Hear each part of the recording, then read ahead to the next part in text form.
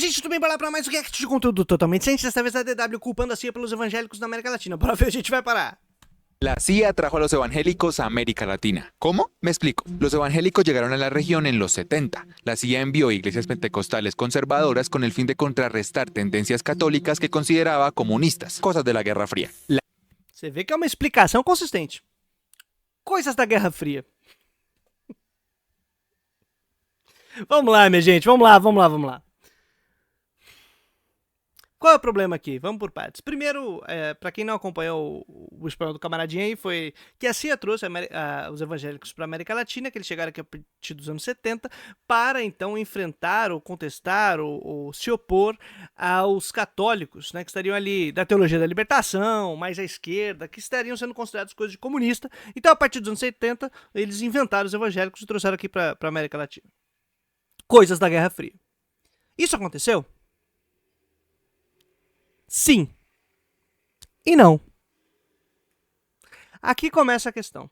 Eu saber que a partir dos anos 70 há um grande aporte, um grande volume de investimentos do governo estadunidense em um tipo de disseminação religiosa, que são os televangelistas evangélicos gringos, né?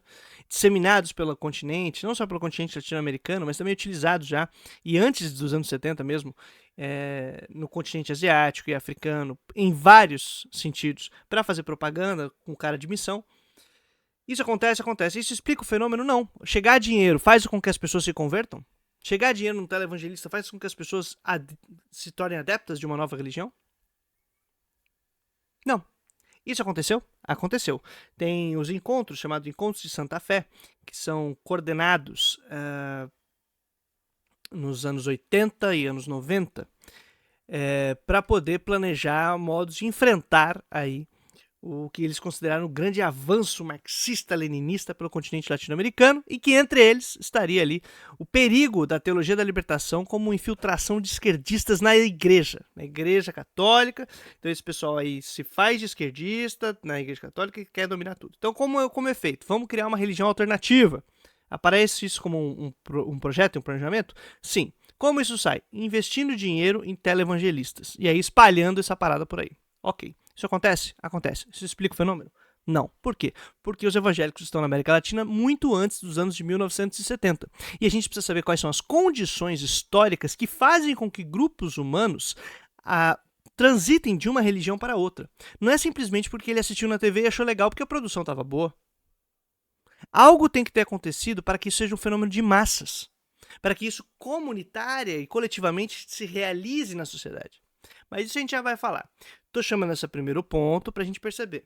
Saber que sim, teve investimentos, e existem até hoje investimentos do Estado americano, de capital estadunidense, que vai para ONGs gringas, evangelísticas, aparentemente, que vão aí fazer missão, mas na verdade é propaganda com cara de missão. Isso acontece? Acontece. Isso explica a expansão evangélica? Não, não explica. Isso pode ser um fator componente dentro de um quadro geral. A gente precisa entender o quadro geral, e não é simplesmente coisas da Guerra Fria. Mas tudo bem. Estou aqui jogando para a gente poder acompanhar. Segue. La idea era que los pobres buscaran su salvación personal en lugar de revoluciones sociales. Y desde entonces las diferentes denominaciones evangélicas han crecido. En América Central los evangélicos ya son el grupo religioso más grande, con más de la mitad de la población en países como Costa Rica y Panamá. Y en donde menos evangélicos hay es en Argentina, Uruguay y México. Y es que invierten mucha energía en evangelizar, en convertir a los que no creen. Pronto. Aí qual é a explicação da expansão dos evangélicos? É que eles investem muito na energia de evangelizar e converter os que não creem. Novamente, isso não explica o fenômeno, porque isso não te dá as condições para entender como isso se torna um processo de massa. Isso me ajuda a entender o fenômeno, mas não me explica causas. Qual é a causa? É que o pessoal é bom na garganta, aqui, ó, no gogó. Fala bem e engana o pessoal. Traz o pessoal para o nosso lado. E aqui o que o nosso camarada disse foi que a ideia era substituir a preocupação com os pobres, como se toda a religiosidade católica estivesse preocupada no atendimento aos pobres e com os comprimidos e os oprimidos. E agora não, é uma religião que é em busca pessoal. ali de salvação individual. E aí esse salvação individual, ele parece que ele engana melhor, porque eu não sei explicar as causas, então parece que é uma questão do discurso. E aí isso reforça a ideia de que somos indivíduos, né, egoístas, então que por isso eles estão mexendo com o meu apetite da carne, o meu apetite egoísta natural da minha essência.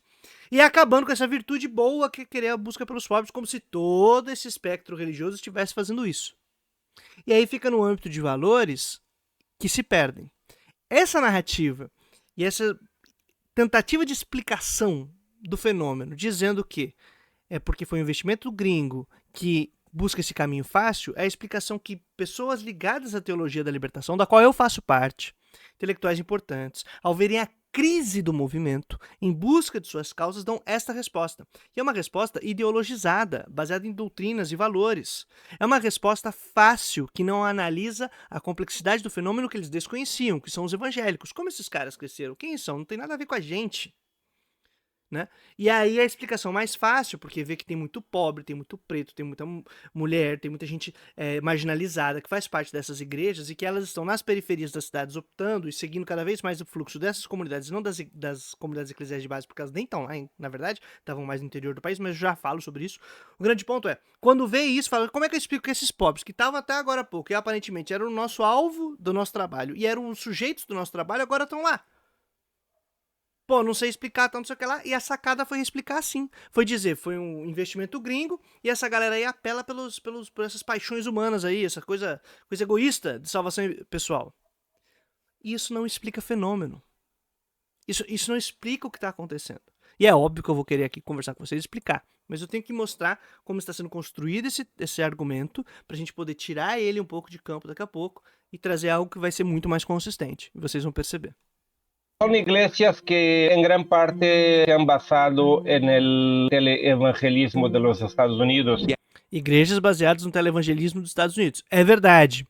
Essa é a massa dos evangélicos? Não.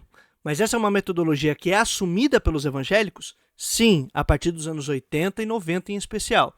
É utilizado a imitação dos televangelistas gringos, por exemplo, no Brasil e em outros países da América Latina. Mas calma que a gente já chega lá.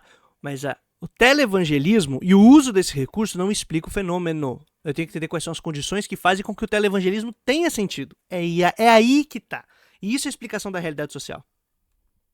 Y han grabado novelas de la Biblia, sobre todo en Brasil, y actualmente le están sacando provecho a las redes como nadie. Porque nadie puede cosechar si nunca ha sembrado. Pastor, Dios mío. Puma! Ninguém pode colher se não plantou. Não semeou. Eita Deus! E é isso. Ninguém pode colher se não semeou. Mas como é que semeou? O que a gente está falando, né? Mas você vê que é uma caracterização vista já do ponto negativo de quem não consegue compreender o fenômeno. E as explicações foram muito mais escolhendo partes do processo, que fazem com que surja então quase como uma sensação de teoria da conspiração, do que efetivamente explicação científica da realidade. ¿Y tú crees que el evangelismo será algún día la religión mayoritaria de América Latina? Você acha que algum dia o evangelicalismo será a religião majoritária na América Latina? É só olhar os dados. Você tem dados? Você tem dado em casa? Hein? Não, brincadeira, essa piada não resistiu. Mas bora aqui, vem cá. Ó, vamos lá. Coisas importantes da gente considerar. Para a gente poder explicar um fenômeno social, qualquer que seja, eu tenho que saber quais são as condições que fazem com que esse fenômeno seja possível.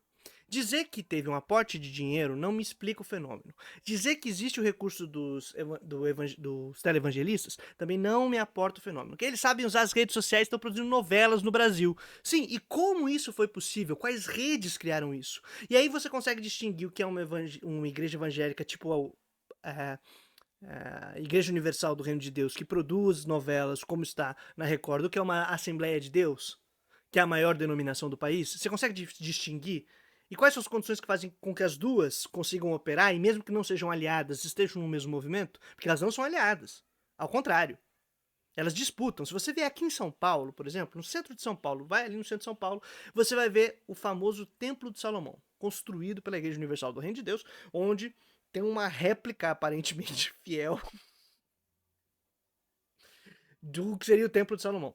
Se atravessa a rua, tá o grande templo da Assembleia de Deus do Brás, que é a Assembleia de Deus aí da Convenção do Madureira. De uma na frente pra outra. E disputam terreno. E você vai em uma e fala, eu sei que vocês estão indo na outra lá, hein? Aí você vai na outra, a outra nem fala que vocês estão indo na outra. Mas ele tenta arranjar ali desculpas pra você ficar fiel no meu grupo e não ir pra aquele. Pô, é isso. Então, estão em disputa por esse espaço, mas quais são então as condições que fazem com que elas acabem funcionando como um mesmo espectro político, no mesmo âmbito, um mesmo tipo de religiosidade, ainda que rivais? Entendeu? Então tem que entender essas paradas. E aí, pra isso, eu vou aqui fazer merchan. Merchan! Mas eu também vou dar uma explicação, obviamente. Mas antes da explicação, eu vou fazer merchan. Tem o meu curso aqui no canal, Evangélicos e Política no Brasil, que se você for membresia aqui do canalzinho, você pode acessá-lo e acompanhar esse conteúdo com muito cuidado, muito carinho, que é exclusivo para a membresia do nosso canalzinho. Considere ser membro, somos um pequeno grupo, mas fiel e resistente. E não esquece também de curtir esse vídeo, tá? Curte esse vídeo, comenta, pra engajar, espalha a palavra por aí. Outra alternativa, eu não ganho nada com isso, afinal, trabalho já realizado e já completo todo o seu curso da venda da força de trabalho, tem o meu curso de evangélicos no Brasil, História, Política e Ideologia, que está lá na plataforma do ICL, Instituto Conhecimento Liberta. Você pode acompanhar esse curso lá também. São dois cursos distintos, mas que versam sobre o mesmo tema, e eu vou aqui fazer um apanhado geral. Além disso, eu vou deixar aqui na descrição desse vídeo aqui, deixa eu vir aqui, esse artigo que eu pude publicar na revista Zelota, que é a tradução, na verdade, do artigo que eu publiquei ele originalmente na revista Passos, da Costa Rica, que foi indicada ali no vídeo como um dos países aí muito evangélicos, né? Eu publiquei na revista Passos, um periódico acadêmico da Costa Rica, o fundamentalismo e reprodução social na América Latina, e que daí eu falo aqui essas teses que eu vou tentar sustentar. Estou publicado originalmente pela revista Passos e tal, em 2023. Então esse é um debate que eu estou trazendo já faz tempo aqui no Brasil e em outros países da América Latina. Ano passado, por exemplo, eu pude discutir essa questão da expansão dos evangélicos em Cuba, tá? Então, com uma galera lá muito massa, expliquei uma parada de coisa, o que acontece na América Latina, o que acontece aqui no Brasil, porque nós somos um player importante nesse processo. Então, só para dizer que, assim, tem produção aí rolando sobre o tema, tá? Então, se vocês quiserem se interessar, vai aqui na descrição do vídeo, porque tem esse artigo que você pode ler, e aí muito do que eu vou comentar lá agora tem coisa lá, e é bastante interessante, tudo bem? De todo jeito, minha gente, seguindo aqui, qual que é o ponto? O ponto é, em 1911 chegam as Assembleias de Deus no Brasil, por exemplo, a maior denominação pentecostal aqui desse país, a maior denominação evangélica, em 1911, não é 1970, e Brasil é América Latina, tá? 1911, mas lá no vídeo começa a contar a partir de 1970, 1914? Eu acho que é 14, mas um pouquinho depois, chega a Congregação Cristã do Brasil, segunda maior denominação pentecostal aqui no Brasil, e uma das maiores da América Latina também. Mas a Congregação Cristã do Brasil chega aqui e acompanha e tal. É a segunda maior denominação evangélica e pentecostal desse país. E é pentecostal e está nesse país. Então, são Assembleias de Deus, Congregação Cristã, e vai chegando outros grupos que vão se alinhando a esse grande espectro chamado evangélicos. Aqueles tradicionais reformados, né? Também vão se incluir daí nesses evangélicos, porque é o grupo que vai crescer e vai ganhar esse nome, progressivamente então, se no começo tinha mesmo, batistas, presbiterianos, rechaçando pentecostais como seita, hoje já tá mais, né, amistoso, ainda tem conflitos, mas agora é tipo, meus queridos, somos todos povo de Deus, não é mesmo? Então tem conflitos internos, estão aqui há muito tempo, esses protestantes históricos estão antes até, há um maior crescimento a partir dos anos 70, 80 em especial. A partir dos anos 80 o crescimento é bizarro. E aí tem a ver também com o televangelismo, essa parada toda. Mas é um movimento que já estava em ascensão, já estava crescendo, e esse pentecostalismo brasileiro, ele é endógeno, ele bebe muito da gringa, sim, tem muita influência gringa, chega aqui por missionários estrangeiros, no caso da Congregação Cristã, por exemplo, por italianos, no caso dessas Assembleias de Deus com suecos, né? E aí depois essas Assembleias de Deus, elas também aparecem em outros países da América Latina, antes dos anos 70, tá? Então vai ter a Assembleia de Deus, tudo quanto é país aqui da América Latina também. Essas Assembleias de Deus também vão se rachando e vão criando outros movimentos que são internos, não estão necessariamente ligados com os gringos, não recebem necessariamente dinheiro, aporte gringo direto, não tem. Mas consomem muito de conteúdo gringo, isso com certeza. Mas são movimentos aqui nossos, a gente criou, a ponto de o Brasil ser um exportador de religião, que a gente manda igreja para os Estados Unidos. Pra atender brasileiro lá, mas também pra atender gringo lá. Pra converter maluco lá.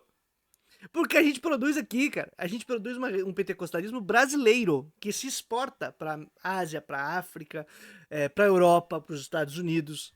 É um fenômeno muito particular, cara. Muito curioso, pra dizer que é uma ideia da CIA. Entendeu? É não entender o que a gente tá falando. Mas qual que é a tese forte que eu vou lançar aqui? Para entender os evangélicos, que estão aqui desde muito tempo, em especial os pentecostais, porque são a maior denominação e são esses que o pessoal está conversando ali no vídeo, que chega aqui no Brasil, por exemplo, em 1911, mas vai se espalhando pela América Latina durante todo o século XX, tem um corte importante, que é esses anos 70 e 80. Se tem essa estratégia de investir dinheiro em televangelista, ela casa com os efeitos da modernização capitalista do continente, que é uma modernização feita na marra e sob ditaduras e que dá em diferentes graus por diferentes países, mas que no Brasil, por exemplo, ela propicia grandes massas de trabalhadores e trabalhadoras que chegam nas cidades com a mão na frente e outra atrás e não tem o que fazer e vão se acumulando nas favelas, nas quebradas, vão formando essas grandes massas da população marginalizada longe dos centros. Exatamente onde crescem as igrejas, que as igrejas já estavam lá. Por outro lado, a rede das igrejas católicas, da teologia da libertação, das comunidades eclesiais de base estavam no interior do país. Porque até ali, os anos 70 e 80, a maior parte da população estava no interior, no campo, e depois ela se torna uma população majoritariamente urbana. E quando é majoritariamente urbana, essas redes da luta popular não estavam aqui. Quem estava aqui fazendo laço comunitário, criando espaço, estava na quebrada, adequado inclusive com o modo de vida das cidades, eram essas igrejas pentecostais que chegaram nas cidades e depois foram para o campo, fizeram um movimento inverso.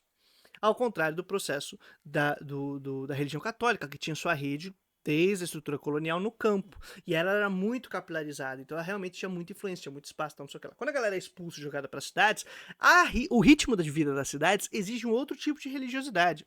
Você não consegue ter aquele mesmo tipo de vivência, de experiência do campo, da luta popular, com uma mística específica, que você tem os dias santos, você tem as festas e tem não sei o que lá.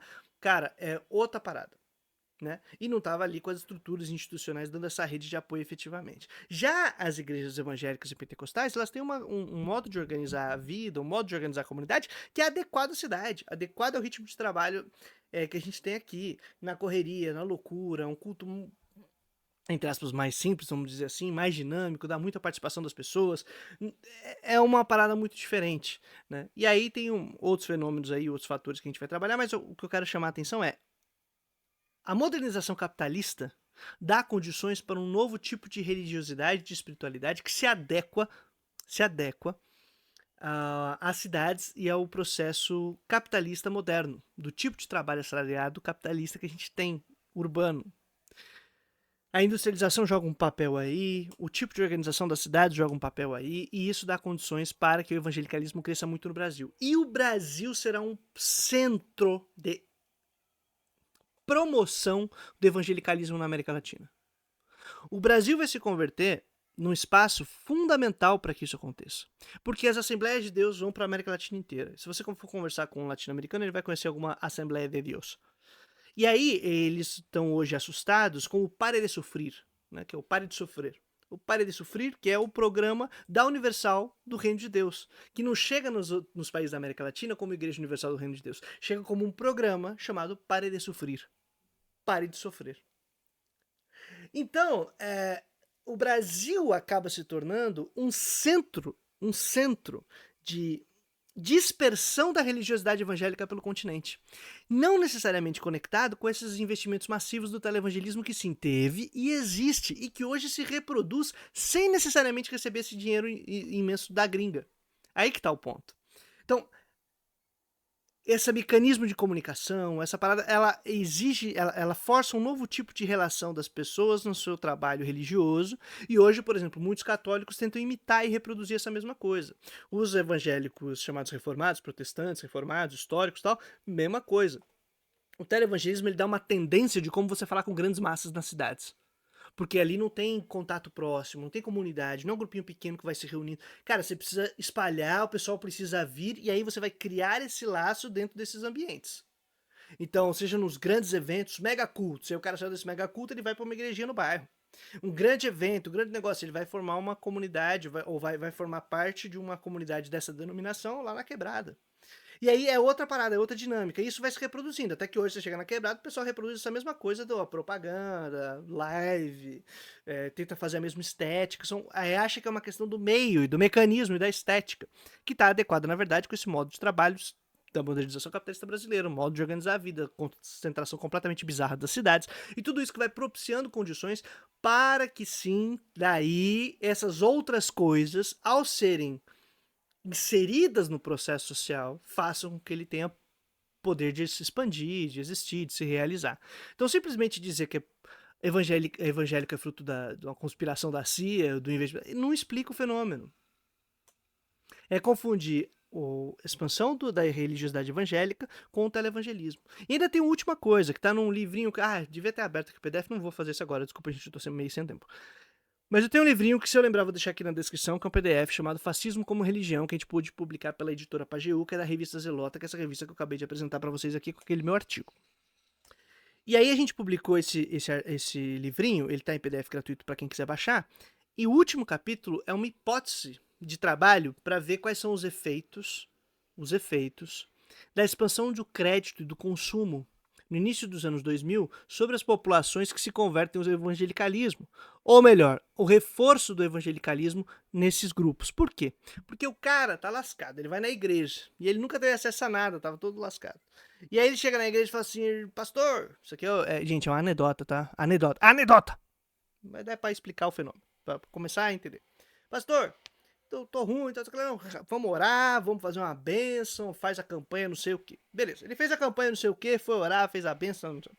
E aí conseguiu uma grana lá, aumento real no salário mínimo, acesso a crédito, chegou a geladeira, chegou o micro-ondas, chegou um carro.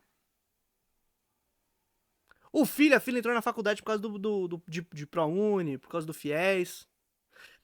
Esse grupo, que é o grupo que compõe efetivamente os evangélicos, que é a chamada nova classe média baixa, quem é lascado, mas conseguiu melhores reais de condição de vida, e que compõe um grupo efetivo da população, e que tá ali entre os evangélicos, e que é fiel, que tá participando, tal, não sei o que lá, esta camada social orava no domingo e segunda chegava a bênção, ou na semana seguinte chegava a bênção. E ninguém tava explicando que tinha uma questão de conjuntura nacional, de governo, de política pública, de programa social. Não, é Deus, pô. É essa explicação que a gente tinha. É essa explicação que tem. Então, isso também, como efeito não intencional, entra no caldo. Essa melhora conectada então com uma mudança da religião da família, da religiosidade popular. E a família, o pai e a mãe se convertem, são dois, mas eles têm 3 filhos, esses 3 filhos vão nascer ou ser socializados como evangélicos, vão crescer como evangélicos e tendem a ter seus filhos e mantê-los na igreja, e aí você vai aumentar a população evangélica. Ela aumenta por causa das expansões, óbvio, desses monte de fenômeno que eu estou dizendo, desse processo que vem desde o início do século XX, da modernização capitalista e da reprodução social, porque essas igrejas vão começando a aumentar suas fileiras porque as crianças nascem socializadas pela igreja evangélica e não pela igreja católica. Então, culpa da CIA é muito fácil. Sim, sério, é muito fácil. E aí fica a dica de novo, se você quiser ser membro aqui do nosso canalzinho, tenta chegar aí com a gente, tem esse curso bacana de evangélicos e política no Brasil, pode ser útil para você e explico muito melhor em algumas aulas lá sobre esse processo, beleza? Eu espero que vocês estejam curtindo esse tipo de conteúdo, não esquece de curtir, comentar, espalhar a palavra por aí, dá uma força aqui no vídeo, engaja pra gente poder seguir trocando ideia e manter ativa essa correria, porque tá cada vez mais corrida, mais insana, e também seguiremos por aqui, se nada der errado, trazendo a boa nova todo dia útil até a vitória final. Valeu, minha gente, tamo junto!